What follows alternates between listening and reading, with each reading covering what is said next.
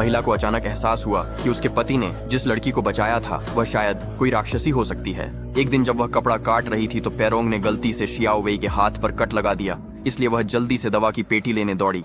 लेकिन जैसे ही वह वापस मुड़ी, घाव अपने आप ठीक हो चुका था। शियाओ वेई ने शांत स्वर में कहा कि कैंची ने उसे छुआ ही नहीं, लेकिन पेरोंग को पूरा यकीन था कि उसने कट देखा था। उस रात उसने तुरंत अपने पति को अपनी शंका के बारे में बताया, लेकिन वांग शेंग बस हंस पड़ा और बोला कि वह शायद कल्पना कर रही है। अगले दिन दुकान पर पेरोंग एक ग्राहक को सामान दिखा रही थी, लेकिन ग्राहक ने हर चीज को नकार दिया। ठीक उसी समय जब पेरोंग निराश हो रही थी, शियाओ वेई वहां आ गई। उसने ग्राहक की आंखों में आंखें डाल दी। ग्राहक अचानक शून्य में चली गई और तुरंत अपना मन बदल लिया। फिर शियाओ वेई ने उससे कहा कि उसके पीछे चले और ग्राहक ने बिना किसी सवाल के उसकी बात मान ली। यह दृश्य देखकर पेरोंग की रीढ़ में सिहरन दौड़ गई। और भी बुरा यह था कि शियाओ वेई के आने के बाद से ही शहर में एक दिल निकालने वाला हत्यारा घूम रहा था, जिसने कई लोगों की जान ले ली थी और पेरोंग को उस पर और भी ज्यादा शक होने लगा। इसलिए पेरोंग मदद के लिए एक पुराने ताओइस्ट को लेकर आई।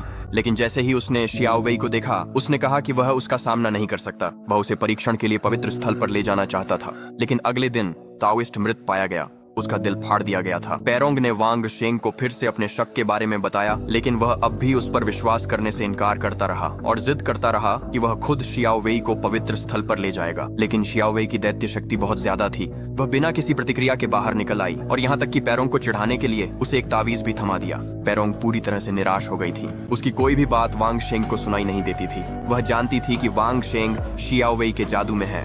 तभी पेंग योंग आ गया और पेरोंग मदद मांगने पहुंची। वे बचपन के दोस्त थे, इसलिए अगले दिन पेंग योंग एक तांत्रिक को घर ले आया। उस तांत्रिक के पास एक खास औजार था। ये पता लगा सकता था कि आसपास कोई दानव है या नहीं, लेकिन इसके बावजूद भी वांग शेंग मानने को तैयार नहीं था। उसने वह औजार सबके सामने घुमाया और कहा कि चूंकि यह लगातार चमक रहा है, इसलिए यह नकली होना चाहिए। तांत्रिक बहुत गुस्सा हो गई। शियाओ वेई के दानव होने को साबित करने के लिए उसने शियाओ वेई से अपने कपड़े उतारने की मांग की, क्योंकि दानवों के शरीर पर हमेशा दानव का निशान होता है। लेकिन शियाओ वेई तुरंत मान गई। सबने कमरे में देखा, पर उसके शरीर पर कोई निशान नहीं मिला, जिससे वे दंग रह गए। वांग शेंग को यकीन हो गया कि पेरोंग बेकार शक कर रही है और उसने उसे माफी मांगने को कहा। मजबूरन पेरोंग उसी रात शियाओ वेई के कमरे में गई, लेकिन जैसे ही वह अंदर गई, उसने कुछ डरावना देखा।